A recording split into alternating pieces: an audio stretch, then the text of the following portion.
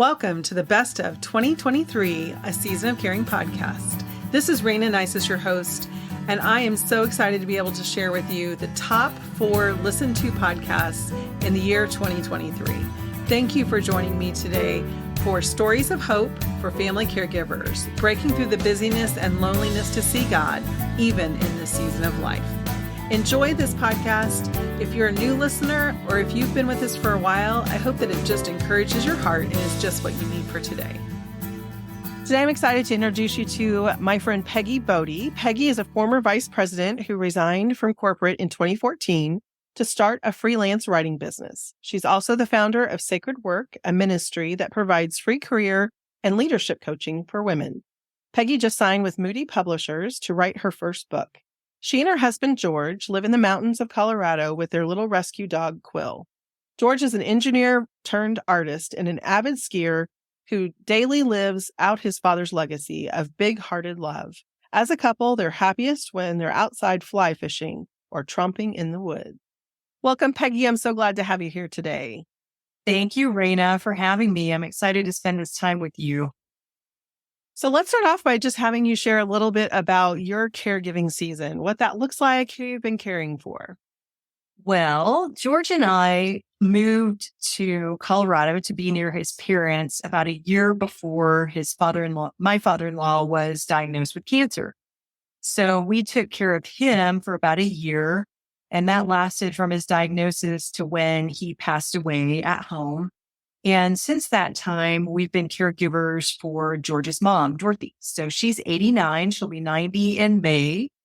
And she is very fit. She exercises daily. Even though she's healthy that way, she does suffer from macular degeneration. So her vision is greatly impaired. She's almost blind.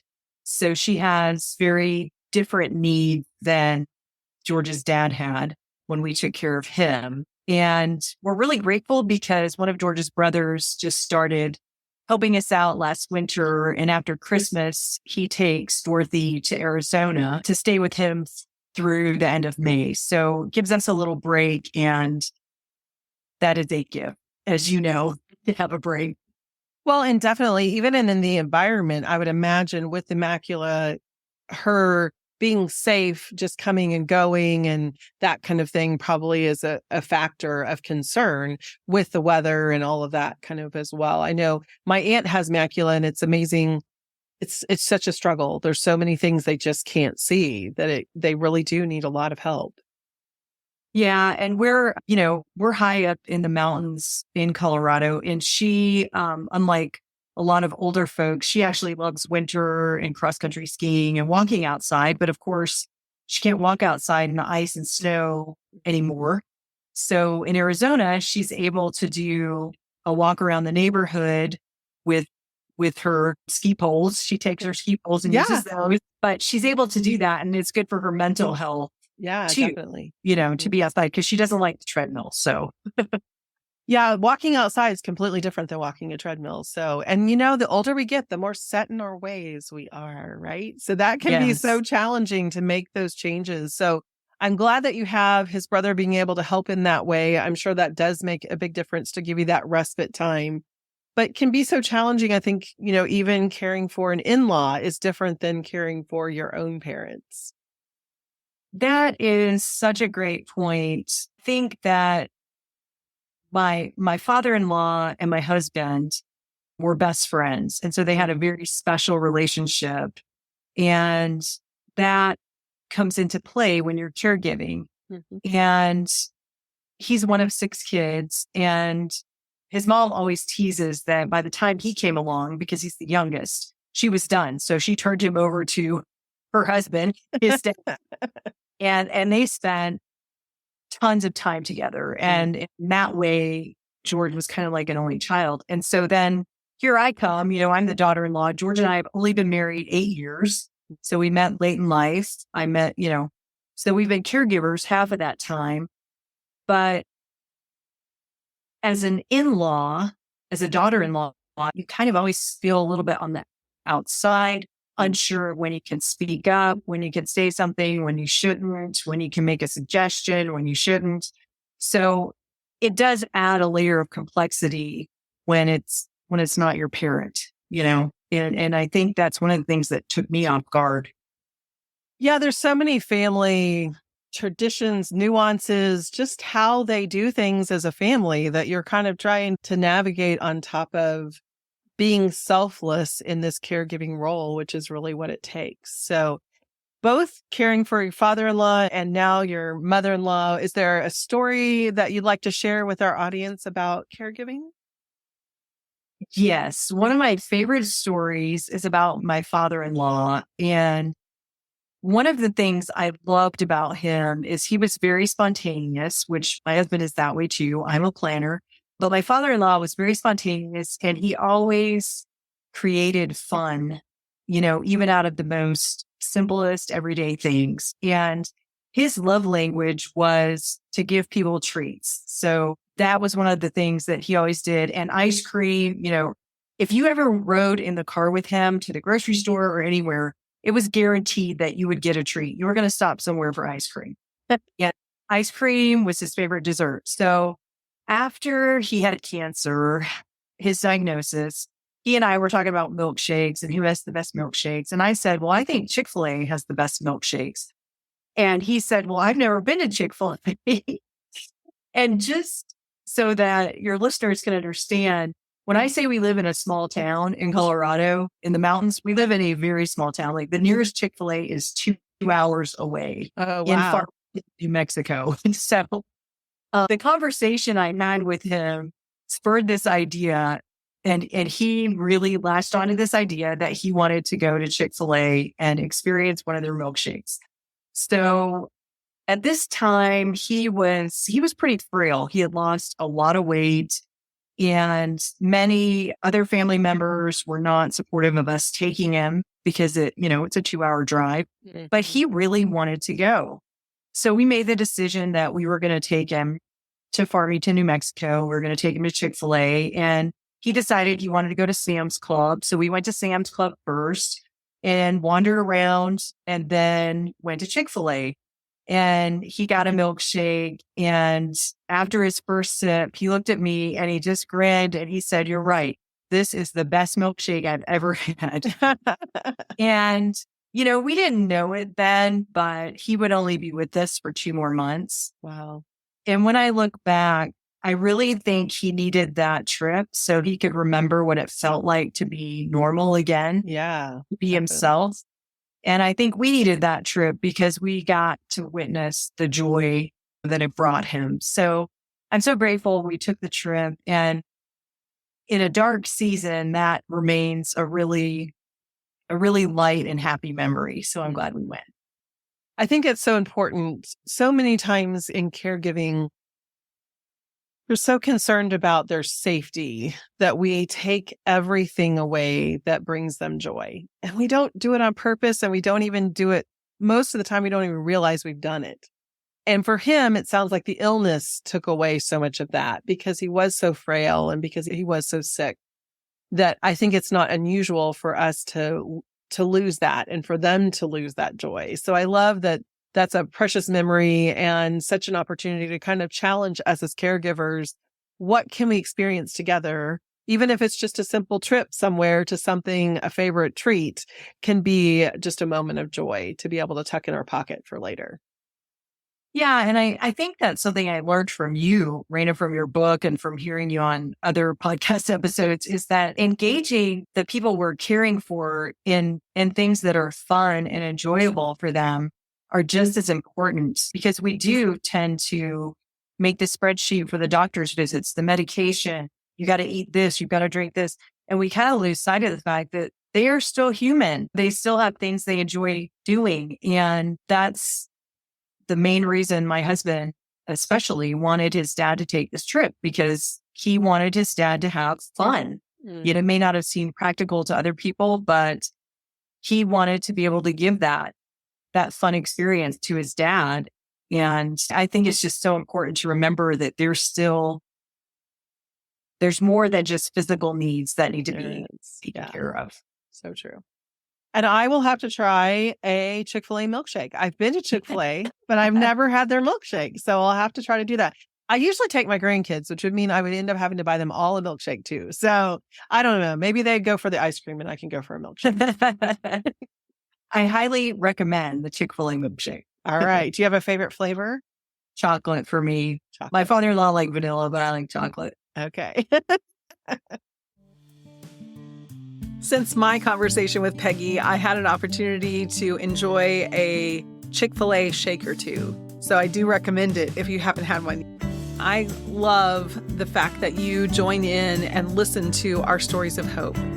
I am starting to offer a brand new opportunity that will be coming in January of next year. And that is to be a part of my Christian Caregivers community. And I am so looking forward to being able to gather those who are in their season of caring right now and leading them in prayer, finding scriptures that are encouraging to their heart, as well as the opportunity to ask questions each week. And I will pop on video and answer those questions. One additional bonus to being a part of my caregiver community will be receiving the brand new monthly edition of Content Magazine. That's right, Content Magazine is going to be a monthly option, and that is a bonus that you'll receive as being a part of the Christian Caregiver community. So if you are interested in knowing more about the community when it becomes available, jump on my waiting list. Visit aseasonofcaring.com/I'm in, and I will let you know as soon as the details are available. Well, let's hop back into our conversation with Peggy Bode. So what was the one thing that surprised you most about caregiving? I would definitely have to say the most surprising thing about caregiving remains how difficult it is. You know, my husband and I, we didn't even really talk about it. We just kind of jumped into it. Mm-hmm. And we both made the mistake of thinking, you know, we've done hard things in our life. We're smart. We can figure this out. And that was so wrong. That saying of you don't know what you don't know took on a whole new meaning in the caregiving season. And we learned the hard way in so many areas. So just like we were just talking about how the people we're taking care of have different needs, physical, emotional. Well, those are, on the flip side, those are the challenges that the caregiver is presented with. So it's really difficult because it's not straightforward. There's layers of complexity. There's taking care of the physical needs, but there's also emotional needs. And then there's the fact that caregiving it can be very lonely and isolating. So George and I talk now that, we really wish we would have known about people like you and other resources from the get-go, because then we could have been proactive instead of reactive. But when we entered into caregiving, we didn't even know it was a thing. We didn't know that there were websites, podcasts, books. We had no idea. So we just jumped into it and bumbled, our way through the first at least 6 months of it. It can also be really isolating and lonely because people who haven't done it, I don't care how close of a friend they are, how empathetic they are as a family member who lives in a different state. If they're not there doing it, or if they haven't gone through it, they don't understand it. So that can make you feel really isolated. And it can also make you frustrated when the people you're talking to don't understand the experience you're going through. So caregiving is super hard. And I think how hard it is definitely the thing that stands out to me that surprised me and my husband both. I interviewed a lady, one of the first podcasts I did, and she said it's the hardest right thing you will ever do. Perfectly said. Such a great statement, because it is so hard. And even when you say that to someone who hasn't done it, they kind of are judgy about it sometimes. That is so true. And you know what? That is one of the reasons I wanted to bring it up in this conversation with you, because people like to shame. I mean, it's almost like by saying, man, this is so hard, you're dishonoring the person when you're not. You're just being honest that, yes, in our case, God called us to do it and we are going to do it, and it's the right thing to do. But you know what? It's hard most days. It is hard. And I don't think there's anything wrong with saying that. We have to get more comfortable talking about the reality of it. Mhm. I agree.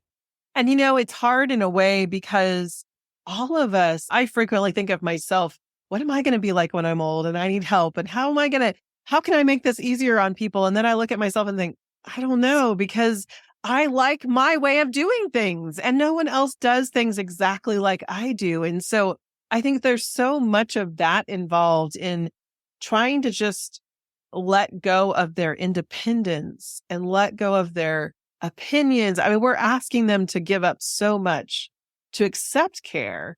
And most of us aren't very gracious at that. And so I think that's a big piece of why it's so hard. If you could just go in and do it all and not worry about the person's feelings or what they want or any of that, it'd be a whole lot easier. But it wouldn't be pleasant. You bring up a great point, and this is one of the things I read in your book that really resonated with me. And you talk about how, some folks compare caregiving to raising children.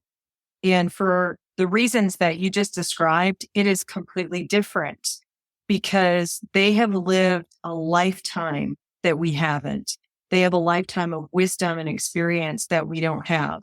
And those things command a certain dignity and respect that is very different from raising a child. And so I think it's even more complicated because you're trying to honor that dignity, but you're also trying to step in at the right time and make the right decision to protect them, to keep them safe, to keep them healthy. So it's a really delicate balance to do that. It is. I completely agree. The other thing that goes into that is we all have wounds. We don't make it through this life without wounds. And I think so many times the wounds that we have or that they have, we aren't even aware of. In this situation, I mentioned my aunt before. When she was very young, she lived in a rural community and was hit by a car. And they took her by ambulance over 3 hours away to a hospital where she had to stay without any family at 4 years old. And so that abandonment that she experienced with this head injury and broken bones and all of this scary, overwhelming feeling. She's in an assisted living facility, and with COVID, she got COVID. And so she was isolated and couldn't leave, and her daughter couldn't come in. And that 10 days was torturous for her. And there's other times that her responses, you just are kind of surprised by something that bothers her so much. But I think her life and her wounds and her experiences have led to that reaction. And so many times I wasn't aware of how bad the accident. I knew she had an accident when she was young, but I didn't realize how long she was in the hospital by herself and how difficult. I mean, my gosh, all of us can imagine how difficult that would be. But just realizing that those feelings kind of come back and maybe surprise the person we're caring for, or definitely surprise us because we aren't aware of them. So I think so many times our humanity shows up, and that makes caregiving really hard as well, because I have my stuff, you have your stuff, and we probably don't even realize it. Yeah, that really makes me think about my mom-in-law. I mentioned she's really healthy. Just to give your listeners an idea, she can do a plank for 8 minutes. Oh my gosh. In 2 minutes, I am shaking. And I'm way over the sheet. But one of the things that's been really hard for her is not being able, she used to be a competitive runner, and now she can walk for 2 miles and that's it, and so losing her vision, there's the physical part of losing her independence and her strength. But for my husband, that can be frustrating because he's like, you've got plenty of money, you're very healthy. But because I was born with a spinal defect and I've had things stripped away from me that I used to love to do, that's a connecting point for me and my mother-in-law, because I totally get where she's coming from. And I think that if we can find those connecting points, it really helps. They may not be identical, but if there's a way that we can develop empathy based on something we've gone through, I think that can really help those personal wounds that both the caregiver and the person being cared for bring into the season. Definitely. So share with our listeners how God has shown himself in this season. Rayna, I could not be a caregiver without without God. He has been so faithful to meet needs that I couldn't even articulate. Caregiving, as you know, can be overwhelming. There are still times when I say, God, I need you. I don't even know what to ask for, but I can't do this without. And he always brings the right resources into my life at the right time. People like you. He's also protected our marriage. As you know, George and I met late in life. We've only been married 8 years, been caregivers for half of that time. It can be really a strain on your marriage. So God has protected our marriage. He's also given me strength when I feel like, I have nothing left. I can't give another minute. I don't have it. He's provided. So he's just shown up in a really big way and just met every need that I've had, even when I couldn't voice it. So I'm so grateful. I think faith is such an important piece of it. And we mentioned before we started the podcast, we can't imagine what it's like to do this without faith. And so I think that's definitely one of the secret ingredients, I would say, to making it through, because of all that there is that's involved in it, from being sacrificially loving others to being forgiving and being open and trying to be flexible. That's not in my nature particularly. And so, learning to do those things and to rely on him and just have that faith and trust, I think it's precious, and I'm thankful for it, and definitely part of the growing process that is involved in caregiving. It is, for sure. As we wrap up, any words of wisdom you'd like to share?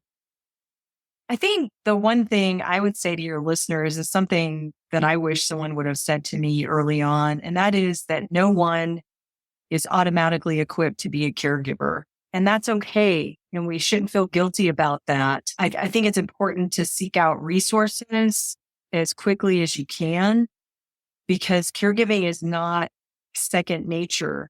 It's not like parenting or anything else that we've done in our lives. And we can't just start doing it and take it on along with everything else. My husband and I both work full time, and you can't do it all. It's just not possible. And you can't know how to do it all. So I would just say, don't be hard on yourself if you're floundering, because no one's equipped to do it. It doesn't come naturally. So I would say get resources and get help, because you don't have to do it alone. Very wise advice. In fact, last week on our podcast, I interviewed Tanya Moon, who has spent years in the dementia area, but she said the exact same thing, that when she became the granddaughter of someone with dementia, it was a whole different story. So even when you have a medical background, it doesn't mean that you're fully equipped to be a caregiver. So I think it's so important to realize, I think taking on that label of caregiver can be a little surprising at times, because you just think, well, I'm just a daughter, I'm just a daughter-in-law who's helping, but it really does help to take on that label, because then you know that you need to treat yourself a little differently. You need to get the resources that are available. And when you use the word caregiver, you'll find all kinds of resources out there. So it definitely helps you do that as well. That is so true. And I just want to thank you for your book, Rayna. I've told you this before, but it's like our guidebook. We still look things up and reread chapters, and it has just helped us so much. So I just want to thank you for all that you poured into writing that book, because it is a very practical and encouraging resource, and it's one that we use still to this day. So thank you. Well, thank you. Thanks so much for joining us today, Peggy, and just sharing a little bit of your caregiving season and your faith. I just am really blessed by it. Thank you for having me. I hope that it helped your listeners. Well, listeners, thank you for joining us today for Stories of Hope from Peggy. This episode has been brought to you by Content Magazine, an electronic quarterly magazine available today to help you find God in the midst of your caregiving season. Take that moment to take a deep breath, find Him, and then go back energized into your caregiving life. It's available now at contentmagazine.online. A Season of Caring podcast has been created for the encouragement of family caregivers. If you have financial, legal, or medical questions, be sure to consult your local professionals.